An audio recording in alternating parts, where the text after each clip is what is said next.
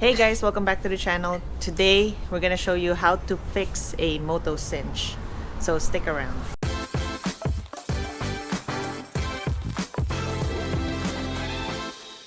So we're taking a break from the big project to work on a small project here. We love these MOTOCINCH contraptions. They make it so quick to get the bike on and off the trailer, but there's a few things wrong with them that really drive me crazy, and so today I'm gonna be fixing one of them, and then maybe someday we'll fix the others. So the way it works is it attaches in on an L-track. They call this L-track. It's used by the airlines a lot to secure cargo. So if there's a little puck that you put on the bottom of the trailer, you pick this up, you slide it in, you snap it down, and then it's secure, or it's supposed to be secure. The problem with L-track is they're inherently weaker than a lot of the other securement systems out there, just because they rely on this thin disc design.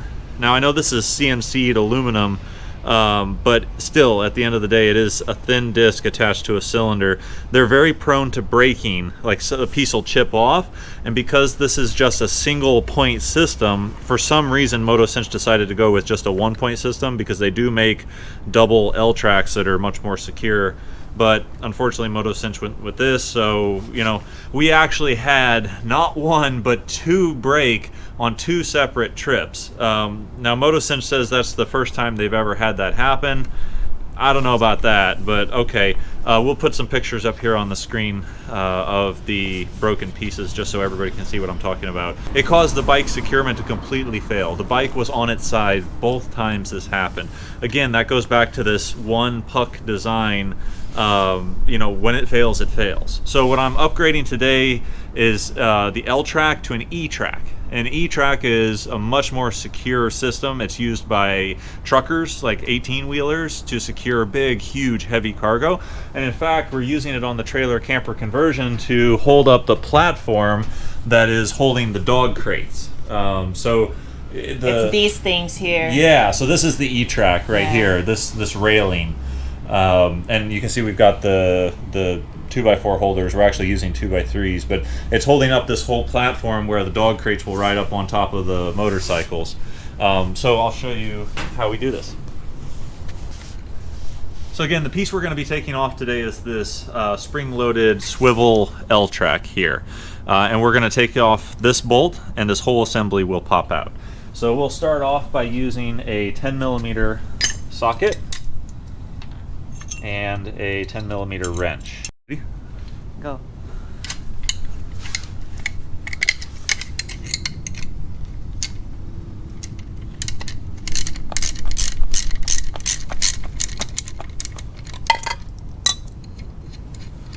So nut comes off, bolt comes out, and just make sure you have your hand under there to grab all the little pieces that'll fall out.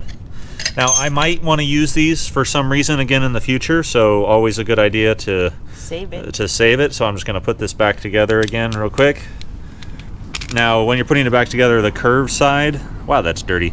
The curved side goes up against the assembly there, just like that. So I'll throw this all together just in case for some reason I want to use L-track securement again in the future.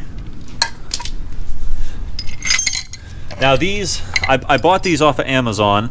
And actually what inspired me was I saw that MOTOCINCH is now selling at least as of the creation of this video, they're selling what they're calling a very limited test run of MOTOCINCHes with E-track securement. But they don't sell just the E-track conversion. So right now, if you wanted a more secure solution, you would have to buy a whole new MOTOCINCH. And I don't want to do that because they're, depending on whether or not you get them on sale, they can be a little under $200 or a little over $200 US. That's a lot. I bought this stuff on Amazon. I think this pack of 5 of these was like 40 bucks, and then a few miscellaneous hardware at another 10 bucks. So instead of dropping another 200, I now can convert both pairs of mine, which are 4, for like 50 bucks, 55 bucks. We'll link you to the this item if you guys are interested. It'll be in the description below in case you need it. Absolutely. I did have to do quite a bit of research to find this, but I compared the pictures in great detail to the ones on the MOTOCINCH website, and I think I got the exact same part that they're using for this. I guess we'll find out. We'll find out. So I actually want to zoom in on this for just a second. Can you all see that? It's bent. This is the OEM bolt that comes with MOTOCINCHs, and it's my one of my big criticisms of MOTOCINCHs is they've underbuilt them. That is dramatically bent. I mean, that's like a 10 or 15 degree bend in that thing, and we really have not abused these things. A little bit of light trail with the trailer that these were attached to, holding the bikes down, but truly, I mean, look at that. That is just the whole thing that you get from MOTOCINCH is a little bit underbuilt. So again, I'm hoping that we'll be able to upgrade all this today, but I just really want to highlight each individual component here, as it's just not sufficient for the job they're asking them to do. Now that you've got the main bolt out and the L-track assembly out, it's time to prepare the E-track. Now this is the E-track. You can see how hefty and substantial this is. This weighs as much, actually it might weigh more than the MOTOCINCH, just this one piece. It's rated to 1,000 pounds working, 2,000 pounds braking. So again, hopefully you're not going to be putting 1,000 pounds of stress on this. If you are, you're probably going to rip right through that aluminum. But what we need to do here is remove this main carriage bolt. This was designed as a strap roller, so you would hook this to an E-track and you would hook a nylon strap through here, but I think it's going to work great for our purposes. So here we're going to be using a 3/4 socket. These are big bolts. Look, they all came from my toolkit. Yeah. This is my one and only bike toolkit for the BMWs and the Husqvarnas. Okay, now from the factory, these things are really cinched on there, so I'm going to put it down on the floor like that.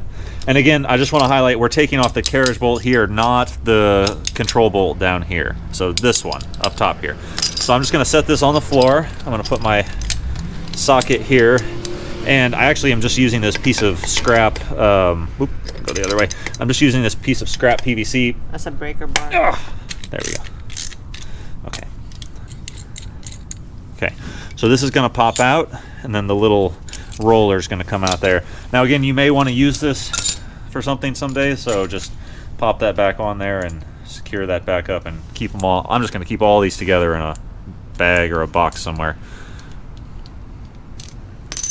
In that box of nuts and bolts behind you. Massive box of nuts and bolts.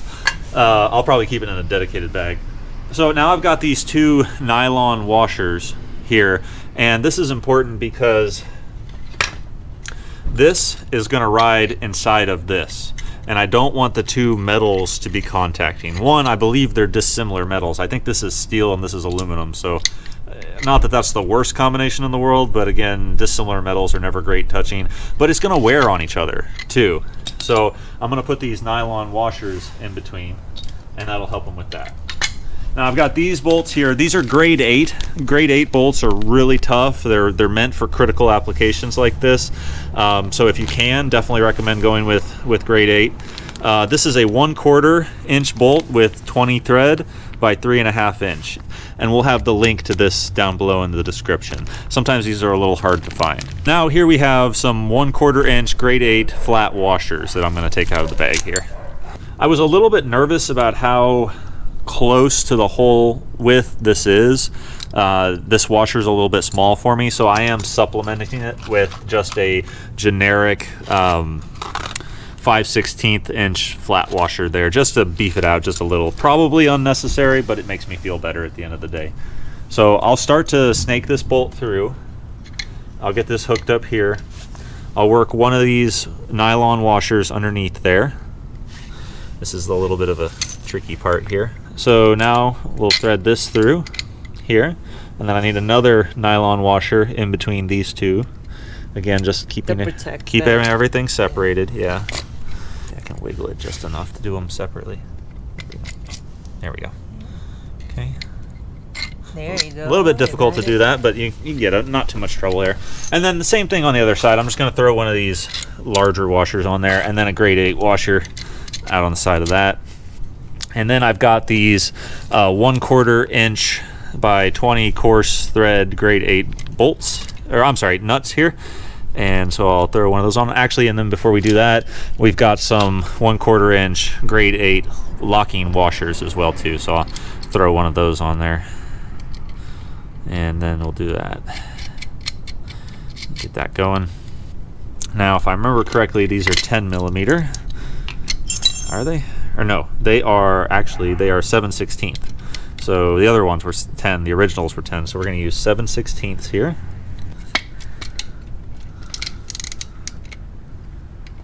Can't really over tighten these, it won't allow you.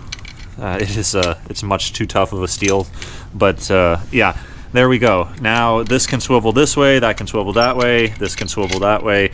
It is essentially identical to the L-track that we started with, except now it is exceptionally stronger, resilient and durable, and much stronger. The only thing that's going to fail here is before any of this would fail, it would just rip straight out of the aluminum, which isn't going to happen again. That's pretty substantial aluminum, but yeah, that's pretty sure that's aluminum. Maybe that's steel. The metal. It would rip right out of that metal before it would fail any of this. Before any of this would fail. So this is now vastly improved. And again, with these old L-tracks, if this fails, it's just over. Here, this has 3 separate tabs on it because it's such heavy-duty material. If any one of these breaks off, the other 2 will continue to hold it. Okay, so now just for brief demonstration purposes, I'll show you how this works. So this is a sample E-track here. You would bolt this down to the bottom of your trailer or the side of your trailer or whatever you're doing. For this purpose, it'd be the bottom of the trailer. So you're gonna take your E-track attachment there, you're gonna pull this back. You're gonna loop this in first, pop it down, throw it in, and then this will snap into place there. So now what you would do is this would be the bike would be over here, so this would be the right side of the bike. The foot peg would go in here, and then this pin would go down and cinch the foot peg. And then you would pick this up and cinch it in place, and then put the strap over it like that to secure it so that it can't come out. So you would pick up this area. Yeah, so it'd be like this. Yeah. Like that. Oh, it's not bending. There we go. It'd be like that, and then you would cinch it down just like that, and then you'd strap this on. Now, I know they did fix this strap, but on the vast majority of the ones they made in their first run, this strap was too short, so it is actually quite a task to get this over. Supposedly they've fixed that in their newest runs, but again, I don't want to pay another 200 bucks. I already have 4 of these things. So this is able to swivel in all directions, you can see, just like the old L-track could. So a lot of play there, but still very secure, not going anywhere. Now, one thing I do want to show you before we go, I said this was one of the problems with MOTOCINCH. It's a great design, it really is, but again, underbuilt. And a couple more disappointing items that I might fix in the future are, one, this pin. If you want to come in and zoom in on that, look at this. I mean, this was only used for 1 year, and it only rained a few times. That is just surface rusted like crazy. This should have been a stainless steel pin. I mean, my goodness, how much more would it have cost for them to use a stainless steel pin? That everybody knows that this is going to get wet, this is going to get muddy, fog, mist, whatever on an open trailer. This is just, there's no excuse for that. Going to be a little bit of a pain to replace that because that is a custom milled part, it looks like. I might be able to find that online, but even if I could, it's going to be a little bit of a pain to get it out. We'll maybe take care of that at some point in the future. The one other thing I want to show you is, you can see up under there, because this is made out of soft metal, again, I really do think this is aluminum, but somebody can feel free to correct me in the comments if I'm wrong. But because of all this look gash. at this. Yeah, the off-road pegs are just eating this alive. This is actually not bad. This is our second pair of MOTOCINCHes that we bought about 8 months after the other pair.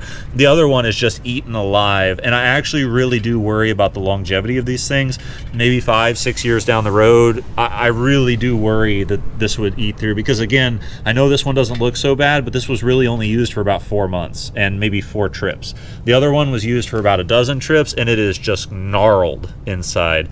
I worry about the longevity of that, and that's not really an easy replacement either. Haven't quite figured that one out yet, but maybe some point in the future I'll figure it out. That's a quick, I guess, down and dirty review of MOTOCINCH. We really do love it. Like, it is amazing. It is so much better, worlds better, than having to use those silly, frustrating ratchet straps, and I use frustrating charitably there.